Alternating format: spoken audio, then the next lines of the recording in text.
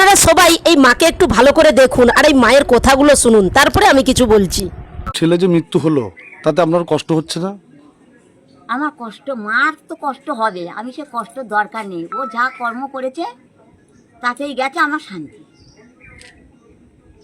মানে ও যে নাবালিকার সঙ্গে যে হ্যাঁ। অত্যাচার করেছে, যা করেছে তাতেই ওর মৃত্যু হয়ে গেছে, ভালোই হয়েছে। আপনারা কি মৃতদেহ আনতে যাবেন? না, আমার কেউ যাওয়ার নেই, আমি যেতে পারবো না, মৃতদেহ আমি আনবো না। আমি তো বললাম আর আমাদের দেখতে চাই না, একদম দেখতে চাই না। তোমরা ওখানে নিয়ে ঠেকে নাও, দমে দেবে, কোথায় দেবে, ফেলে দেবে, দিয়ে দাও, কেউ যাবে না।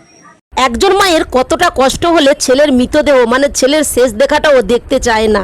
ইনি শুধু একজন দোষীর মা নয়, পশ্চিমবাংলায় অনেক মায়ের কোল খালি হয়ে যাওয়া সন্তানদেরও মা। এই মাকে আমি মন থেকে শ্রদ্ধা, সম্মান ও অনেক ভালোবাসা জানাই।